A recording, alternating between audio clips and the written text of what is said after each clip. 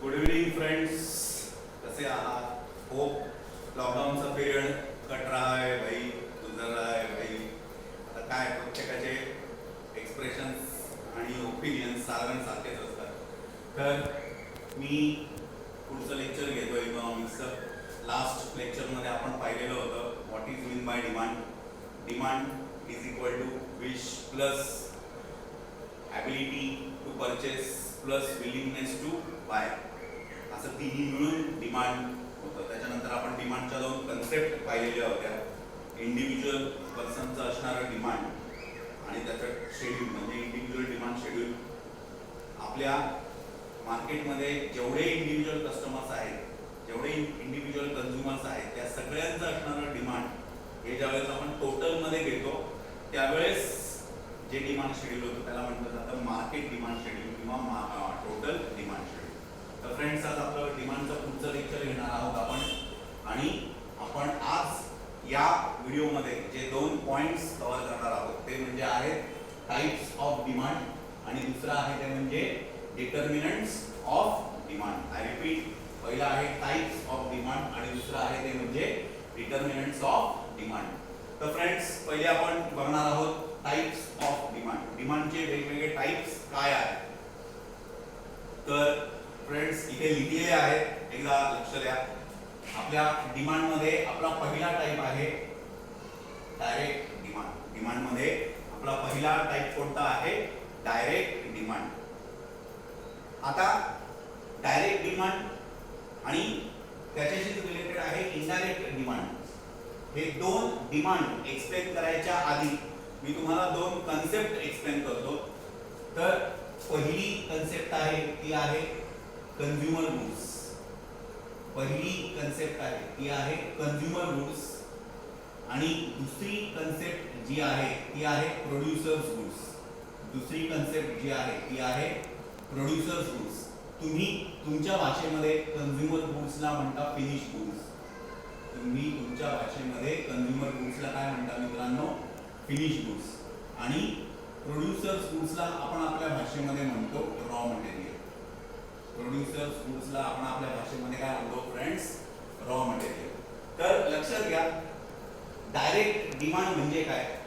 आता ज्यावेळेस तुम्ही इकॉनॉमिक्सच्या भाषेमध्ये लिहाल त्यावेळेस तुम्हाला मित्रांनो कसं लिहावं लागेल? The goods which are directly consumed by consumer.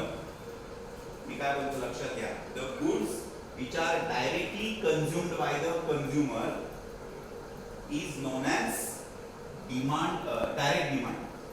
The demand for those goods which are directly consumed by consumer is known as direct demand. आता ज्या गुड्सला कंझ्युमर डायरेक्टली कंझ्युम करतो त्या गुड्सच्या डिमांडला डायरेक्ट डिमांड असं म्हटलं जातं. आता कंझ्युमर डायरेक्टली कोणते goods consume करतो? रॉ मटेरियल का फिनिश गुड्स? नाही, फिनिश गुड्स कंझ्युम. म्हणजेच आपल्या भाषेमध्ये सांगायचं झालं तर कंझ्युमर गुड्स. कंझ्युमर ज्या गुड्सला डायरेक्टली कंझ्युम करतो त्याला काय म्हटलं जातं? Consumer goods. म्हणून मी इथे सोप्या भाषेत काय सांगितलं? कंझ्युमर गुड्सला आपण आपल्या भाषेमध्ये काय म्हणतो? Finish goods. मग डायरेक्ट डिमांडची डेफिनेशन काय होईल? The goods which are directly consumed by consumers are known as goods having direct demand. Demand for those goods which are directly consumed by the consumer is known as direct demand. ज्याला shortcut मध्ये आपण काय म्हणतो? Consumer goods, आपल्या भाषेत finish goods. तर मित्रांनो, आता उदाहरणार्थ cloth, sugar, these are finish goods, these are consumer goods. यांना असणारं डिमांड म्हणजे कोणतं? डायरेक्ट. आपली डिमांड मधली जी सेकंड कन्सेप्ट आहे ती सेकंड कन्सेप्ट आहे इनडायरेक्ट डिमांड. आपली डिमांडची सेकंड कन्सेप्ट आहे किंवा सेकंड टाइप ऑफ डिमांड आहे इनडायरेक्ट डिमांड. आता इनडायरेक्ट डिमांडचं मित्रांनो तुम्ही एक्सप्लेनेशन काय द्याल? वरचं जे एक्सप्लेनेशन आहे ना त्याच्यावर मित्रांनो थोडंसं वेगळ्या टाइपचं. The goods which are needed for further production. The goods which are needed for further production are known as producers goods and the demand for producers goods is known as indirect demand. आपल्या प्रोड्युसरला अशा काही गोष्टी लागत असतात ज्या त्यांना पुढचं production करण्यासाठी गरजेच्या असतात. तर the demand for those goods which are required for further production is known as indirect demand. For example बघा फ्रेंड्स, मला समजा शुगर प्रोड्यूस करायचं आहे. Sugar is a finish product. आपल्या भाषेत sugar is a consumer goods. ठीक आहे. मग शुगरला असणारा डिमांड कोणता आहे? Direct demand. पण शुगर प्रोड्यूस करण्यासाठी आपल्याला काय लागेल? Sugar cane. म्हणजे sugar cane is a raw material. मग शुगर केन म्हणजे ऊसासाठी असणारा डिमांड हे काय आहे? Indirect demand. तसंच आपल्याला क्लोथ साठी असणारा जे डिमांड आहे, क्लोथ साठी असणारा demand is a direct demand. Cloth कपडा प्रोड्यूस करण्यासाठी आपल्याला काय लागतं? कॉटन, कापूस. ठीक आहे. तर कॉटन साठी असणारा डिमांड हे काय झालं? Indirect demand. So in a simple language, the demand for those goods which are used for further production is known as indirect demand. आपल्या भाषेत सांगायचं झालं तर कच्च्या मालासाठी असणारी मागणी, the demand for producers goods or the demand for raw material is known as indirect demand. तर फ्रेंड्स, आय होप या दोन कन्सेप्ट तुमच्या लक्षात आलेल्या असतील. आता आपलं तिसरं टाइप ऑफ डिमांड आहे, that is complementary demand. Complementary demand मधला हा शब्द लक्षात घ्या, कॉम्प्लिमेंटरी. कॉम्प्लिमेंटरी म्हणजे काय? एकमेकांना जोडलेलं, किंवा मराठीमध्ये आपण ज्याला म्हणतो संलग्न.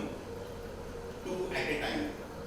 When there is demand for two or more goods jointly, then that demand is known as complementary demand.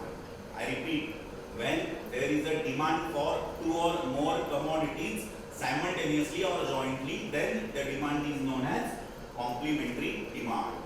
आता complementary demand, तर तुम्ही गाडी चालवता, गाडी ऑटोमॅटिक चालते का? गाडीमध्ये पेट्रोल टाकावं लागतं. म्हणजे या ठिकाणी तुम्ही दोन गोष्टींचा वापर करताय, गाडीचा पण करताय आणि पेट्रोलचा पण करताय. गाडी चालवण्यासाठी आपल्याला पेट्रोल लागतं. So the demand for car and petrol is complementary demand. बरोबर आहे. तुम्ही चहा करता, चहामध्ये तुम्हाला काय काय लागतं? चहा पावडर लागते आणि त्याच्याबरोबर साखर पण लागते. So demand for tea powder and the sugar for preparing tea is a complementary demand. या ठिकाणी तुम्ही दोन पेक्षा जास्त गोष्टी, two or more goods at a time consume करतात. So it is jointly used. So complementary demand is also known as joint demand. The next type of demand is composite demand. The next type of demand is composite demand. Now what does mean by the word composite? Friends, composite demand is the demand of goods which are multi-purpose in. अशा काही commodities असतात ज्या एका वेळेस एकापेक्षा जास्त गोष्टींसाठी use केल्या जातात. त्याला मल्टीपर्पज गुड्स म्हणतात. मल्टीपर्पज गुड्स साठी असणारं जे डिमांड आहे त्याला आपण काय म्हणतो मित्रांनो? Composite demand. Composite demand is a type of demand having multipurpose uses of the goods. ठीक आहे. आता मल्टीपर्पज यूज म्हणजे काय? Example electricity. इलेक्ट्रिसिटी मीन्स विजेचा वापर आपण कशासाठी करतो? वॉशिंग मशीन चालवण्यासाठी करतो, इस्त्री फॉर आयर्निंग द क्लोथ्स, बरोबर आहे. त्याच्यानंतर फॅन चालवण्यासाठी करतो, कूलर चालवण्यासाठी करतो, टीव्ही बघण्यासाठी करतो. So electricity is having multipurpose uses. So demand for electricity is composite demand. And the last type of demand is competitive demand. Last type of demand is competitive demand. मित्रांनो, competitive डिमांडचं explanation जे आहे ते कसं आहे? Demand for substitute commodity is non as competitive demand. Demand for substitute commodity is non as competitive demand. आता या ठिकाणी पहिल्यांदा तुम्हाला ही गोष्ट समजून घ्यायची गरज आहे की what is mean bye substitute commodity. Substitute commodity म्हणजे काय? सबस्टिट्यूट कमोडिटीला आपण आपल्या भाषेमध्ये म्हणू शकतो रिप्लेसमेंट, एकाच्या ऐवजी दुसरं. सोप्या भाषेत सांगायचं झालं तर substitute commodity is a commodity that can replace the original good. ठीक आहे. आता फॉर एक्झाम्पल कॉफी आणि चहा. आता आपण फ्रेश होण्यासाठी काय करतो? बरेच लोक चहा पितो. May be it may happen की आज चहा पावडर नाही आहे, जाऊ दे आपण आजच्या दिवस कॉफी बनवू. कॉफी चहाना काय करते? रिप्लेस करते. तर कॉफी आणि चहा दीज आर सबस्टिट्यूट कमोडिटीज. बरोबर आहे. आपल्याला जर का 4 व्हीलर विकत घ्यायची असेल तर आपण विचार करतो पेट्रोल कार घ्यायची का डिझेल कार घ्यायची. मग पेट्रोल कार आणि diesel car these are substitute commodities. आता लिहिताना पटकन तुमचा पेन संपला आणि तुमच्याकडे दुसरा पेन अवेलेबल नसेल, तुम्ही कशाने लिहा, पेन्सिलने लिहा. So pen and pencil are substitute commodities. So the demand for substitute commodities is known as competitive demand. So friends, these are types of demand. I hope तुम्हाला हे समजलेलं आहे. Now we are moving towards the next point, and that is determinants of demand. My dear friends, determinants of demand या शब्दामधला determinant हा शब्द फार महत्वाचा आहे. डिटर्मिनंट या शब्दाचा अर्थ होतो important factors to be considered. Important factors to be considered for demand. ठीक आहे, फॉर डिमांड. तर डिटर्मिनंट्स ऑफ डिमांड हा पॉइंट एक्सप्लेन करताना मी तुम्हाला पहिल्यांदा एकदम सिंपल भाषेत सांगतो की डिटर्मिनंट या शब्दाचा अर्थ काय. मी ह्या क्षणाला तुम्हाला सांगितलं की चला आपण सिटी सेंटर मॉलला जाऊया, बरोबर आहे, आणि तिथे काहीतरी ऑफर चालू आहे आणि मी तुम्हाला सांगितलं की आपण ही वस्तू विकत घेऊ. आणि मी तुम्हाला विचारलं की एखादी वस्तू विकत घ्यायची, तर ती वस्तू विकत घेताना तुम्ही कोणकोणत्या पॉइंट्सला लक्षात घ्याल, तुम्ही कोणकोणत्या गोष्टी कन्सिडर कराल. तुम्ही सांगाल त्या वस्तूची किंमत किती आहे, मग तुम्ही सांगाल ती वस्तू लेटेस्ट फॅशनची आहे का, मग तुम्ही सांगाल ती वस्तू ब्रँडेड आहे का, मग तुम्ही सांगाल ती वस्तू गरजेची आहे का, मग तुम्ही सांगाल त्या वस्तूवर काही डिस्काउंट ऑफर चालू आहे का. तर ह्या ज्या काही सगळ्या गोष्टी आहेत ना, ह्या सगळ्या गोष्टींना म्हणतात डिटर्मिनंट्स ऑफ डिमांड. सो सोप्या भाषेत सांगायचं झालं तर डिटर्मिनंट ऑफ डिमांड म्हणजे काय की मी तुम्हाला सांगितलं की आपल्याला एखादी वस्तू विकत घ्यायची आहे, आपल्याला एखाद्या वस्तूची डिमांड करायची आहे, आणि ती वस्तू डिमांड करायची का नाही, त्या वस्तूला डिमांड करताना तुम्ही कोणकोणत्या गोष्टी लक्षात घ्या, त्या सगळ्या गोष्टींना काय म्हटलं जातं, determinant of demand. I repeat, एखादी वस्तू डिमांड करताना मी जर का तुम्हाला बोललो ही वस्तू विकत घेताना तुम्ही कोणकोणत्या पॉइंट्सला कन्सिडर करा, कोणकोणत्या गोष्टी लक्षात घ्या, त्या सगळ्या गोष्टी, ते सगळे पॉइंट्स म्हणजे काय, डिटर्मिनंट ऑफ डिमांड. तर खूप सारे डिटर्मिनंट्स ऑफ डिमांड आहेत. आपण त्यातले जे महत्त्वाचे डिटर्मिनंट्स ऑफ डिमांड आहेत ते लक्षात घेणार आहोत. तर त्यातलं पहिलं डिटर्मिनंट ऑफ डिमांड आहे प्राइस. त्यातलं पहिलं डिटर्मिनंट ऑफ डिमांड काय आहे मित्रांनो, प्राइस. प्राइस एकदम सिंपल. जर एखाद्या गोष्टीची प्राइस वाढली तर त्याला तुमचं असणारं डिमांड काय होणार आहे, कमी होणार. आणि उलट जर का एखाद्या वस्तूची प्राइस कमी झाली, उदाहरणार्थ डिस्काउंट ऑफर चालू आहे, तर त्या वस्तूसाठी असणारं डिमांड काय आहे, काय होईल, वाढेल. सो सोप्या भाषेत सांगायचं झालं तर एखाद्या वस्तूची प्राइस वाढली तर त्याला असणारं डिमांड कमी होईल, एखाद्या वस्तूची प्राइस कमी झाली तर त्याला असणारं डिमांड काय होईल, वाढेल. ठीक आहे. नंतर आपलं दुसरं डिटर्मिनंट ऑफ डिमांड आहे इन्कम. एकदम सोपं आहे. माणसाचं इन्कम जर का जास्त असेल तर त्याचं असणारं डिमांड सुद्धा काय असणार, जास्त असणार. उलट जर माणसाचं असणारं इन्कम कमी असेल तर त्याला असणारं डिमांड सुद्धा काय असणार आहे, कमी. त्याचं असणारं डिमांड सुद्धा काय असणार आहे, कमी. सो सोप्या भाषेत इन्कम जास्त, डिमांड जास्त. इन्कम कमी, डिमांड सुद्धा कमी. पुढचा आहे प्राइसेस ऑफ सबस्टिट्यूट गुड्स. आता या ठिकाणी सबस्टिट्यूट गुड्स म्हणजे काय बघा फ्रेंड्स, आपण सबस्टिट्यूट गुड्स इकडे शिकलेलो आहोत कॉम्पिटिटिव्ह डिमांड मध्ये. सबस्टिट्यूट गुड्स म्हणजे काय, रिप्लेस करणारे गुड्स. कॉम्पिटिटिव्ह गुड्स चा दुसरा शब्द आहे टी अँड कॉफी. ठीक आहे. उद्या जर का चहाची किंमत वाढली तर लोक काय करतील, चहा घेणं बंद करतील आणि कॉफी विकत घ्यायला सुरुवात. उलट जर उद्या चहाची किंमत कमी झाली तर लोक काय करतील फ्रेंड्स, चहा जास्त विकत घेतील.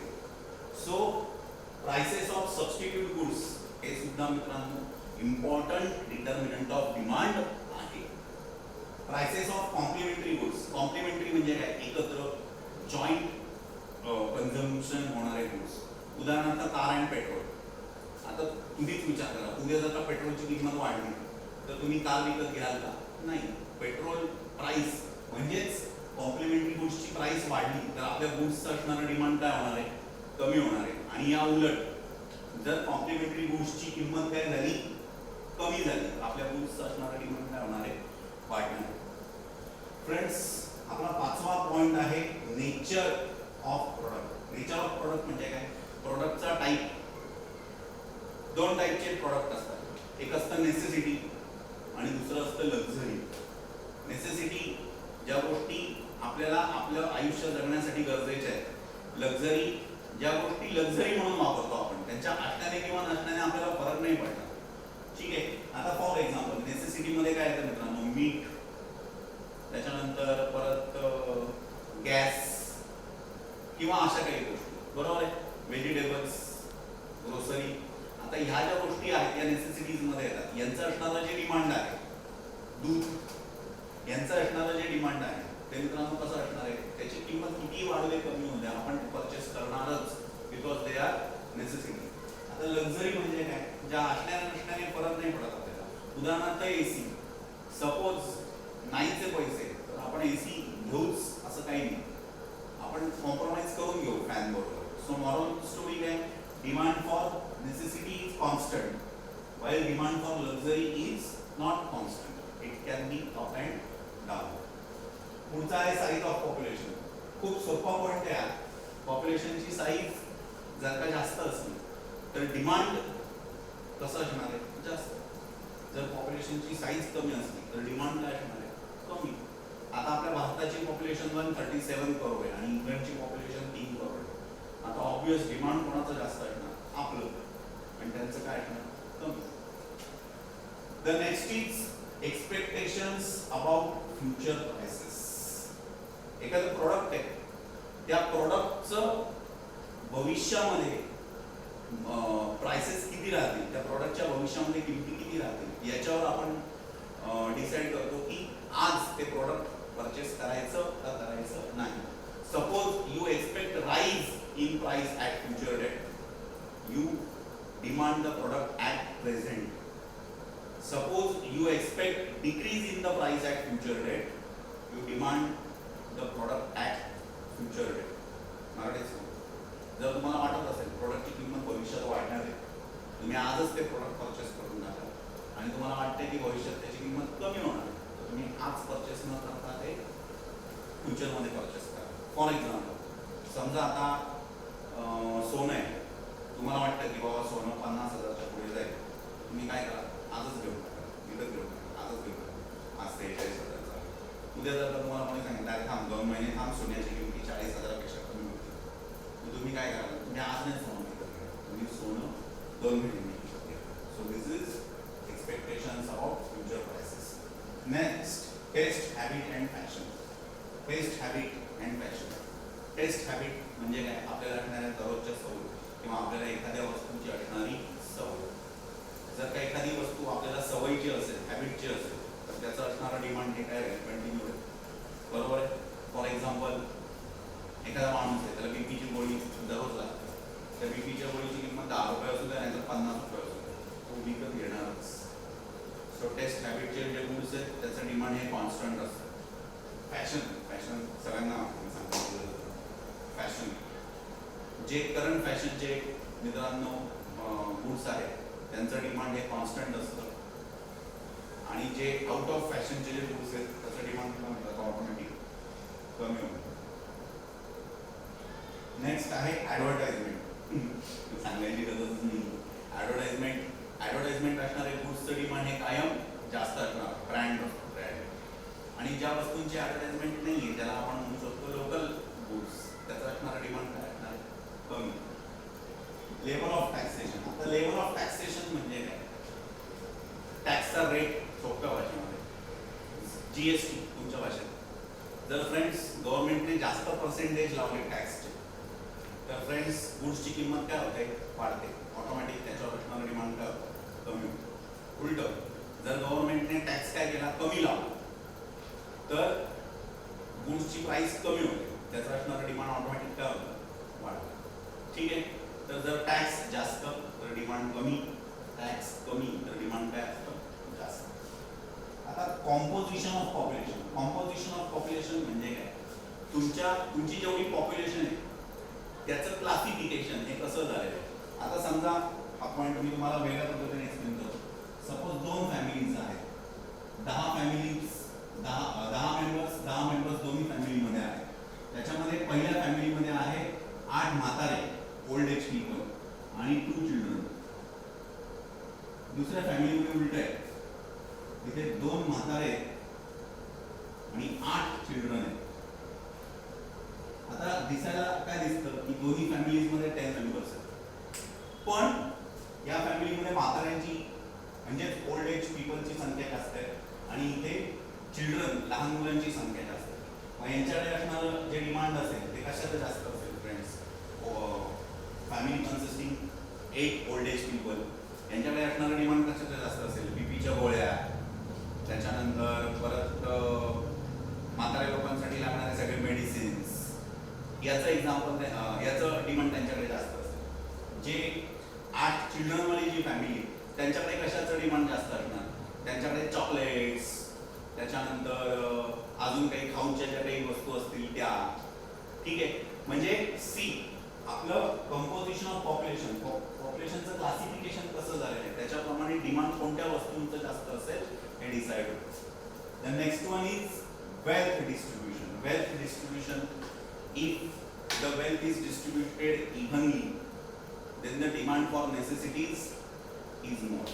जर वेल्थ इक्वल डिस्ट्रीब्यूट झाली सगळ्यांमध्ये तर मित्रांनो गरीब लोकांना सुद्धा पैशाचा बऱ्यापैकी कॉन्ट्रीब्युशन भेटेल, मग डिमांड नेसेसिटीसाठी जास्त राहील. आणि उलट झालं, गरिबांना कमी पैसा आला आणि श्रीमंतांना जास्त पैसा मिळाला. Wealth is distributed unevenly. आता श्रीमंतांकडे पैसा जास्त आहे ना, आता श्रीमंत ऑब्वियस मित्रांनो नेसेसिटीज डिमांड करणार. Rich people will demand more for luxurious items. म्हणजे वेल्थ इव्हनली डिस्ट्रीब्यूट झाली तर demand for necessity goods is more, आणि वेल्थ अनइव्हन डिस्ट्रीब्यूट झाली तर rich people will get more benefit of wealth and they will demand more for luxuries. And the last one is mentality of consumer. Mentality of consumer म्हणजे समजा काही लोक एखादी वस्तू विकत घेताना त्यांचा एक ॲटिट्यूड असतो की हां मी श्रीमंत म्हणून मला स्टेटस म्हणून मला ही वस्तू दाखवायची लोकांना. तर अशी जी मेंटॅलिटी ऑफ पीपल असते त्याच्यावरनं ठरवतो की त्या वस्तूची डिमांड काय आहे. फॉर एक्झाम्पल मर्सिडीज कार, त्याची उद्या किंमत वाढली तर लोकांना ती कार घेण्यामध्ये जास्त आनंद होईल, कारण का त्याची किंमत वाढली तरी आपण ती घेतो. ठीक आहे. So that is the status symbol. नेकलेसचा हार, डायमंडचा हार, हे लोक स्टेटस सिम्बॉल म्हणून घेतात. Mentality of the people will decide the demand for that particular commodity. तर फ्रेंड्स हे सगळे डिटर्मिनंट्स ऑफ डिमांड आहेत, हे मी एक्सप्लेन केलेले आहेत. एकदा आपल्या नोट्समधून सुद्धा त्याचं एक्सप्लेनेशन वाचा, आणि काही डिफिकल्टी असेल तर आपल्या ग्रुपवर माझ्या नंबरवर शेअर करा, अभ्यास करा. बघा ना, मला फार कमी रिस्पॉन्सेस येत आहेत आपल्या ग्रुपवर सुद्धा आणि यूट्यूबच्या चॅनलवर सुद्धा. खरंच तुम्ही अभ्यास करत आहात की नाही हे मी पेरेंट्सशी संवाद साधून ग्रुपवर बोलणार आहे. ठीक आहे. तर अभ्यास करा. माझा पुढचा व्हिडिओ उद्या परवा येईलच. घरात राहा.